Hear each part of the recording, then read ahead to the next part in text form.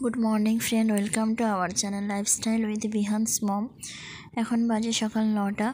আজকের ছুটির দিন, তো আজ আমি ইনস্ট্যান্ট ধোসা বাড়িতে বানাচ্ছি, তাই ওটাই আমি তোমাদেরকে করে দেখাচ্ছি কীভাবে খুব সহজেই বাড়িতে ইনস্ট্যান্ট ধোসা বানানো যায়। তো আমি প্রথমে একটা ইনস্ট্যান্ট ধোসার প্যাকেট কিনে নিয়েছিলাম। তো সেটাকে জল দিয়ে ভালো করে ফেটিয়ে নিতে হবে, একটু যেন না দলা দলা থাকে। তো ফেটিয়ে রেখে দিয়েছি 5 মিনিট, ওটা সাইডে রেখে দিয়েছি। তারপরে ধোসাটা বানাচ্ছি।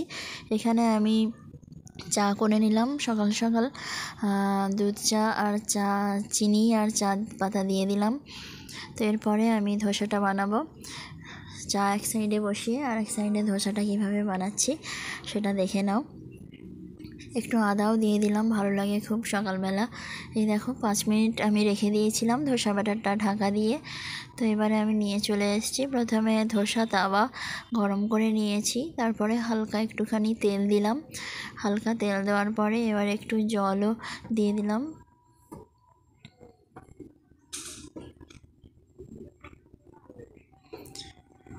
ভালো করে তেলটা পুরো করে নিলাম, মিলিয়ে নিলাম। জল দেওয়ার পরে এই ধোসাটা দেখো সুন্দর করে দিয়ে দিলাম। খুব মোটামুটি 2 মিনিটের মধ্যেই ধোসা রেডি হয়ে যাবে। খুবই টেস্টি, বাড়িতে অবশ্যই করে বানাও।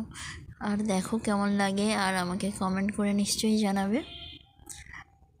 এইদিকে ধোসাটা মোটামুটি একটু হালকাভাবে সেদ্ধ হয়ে যাবে, আর চারিদিকে তেল ছড়িয়ে নিয়ে ব্যাস রেডি হয়ে গেল আমাদের আজকের ব্রেকফাস্ট ইনস্ট্যান্ট ধোসা।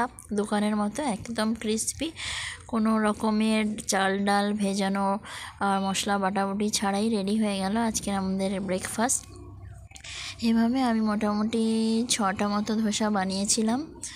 ব্যাস রেডি হয়ে আজকের আমাদের এটাই ছিল ব্রেকফাস্ট, টেস্টি ধোসা আর চা।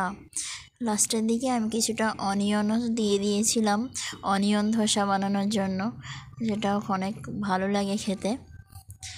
এইভাবে তেল দিয়ে আমি একে একে অনেকগুলো ধোসা বানিয়ে নিয়েছি, একদম দোকানের মতো টেস্ট হয়েছিল। ব্যাস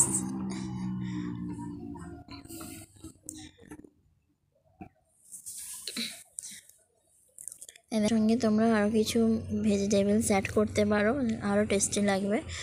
অন্য কোনো দিন অ্যাড করে দেখাবো নিশ্চয়ই। আজকের আমার শুধু অনিয়ন দিয়েই করে দেখালাম, আর টাইম ছিল না, খিদে পেয়ে গিয়েছিল, তাই এইভাবে আমি ধীরে ধীরে প্রত্যেকটা ধোসা বানিয়ে নিয়েছি।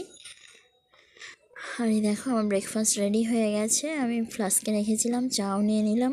ব্যাস কেমন লাগলো নিশ্চয়ই জানাবে আমার ব্রেকফাস্ট রেসিপি।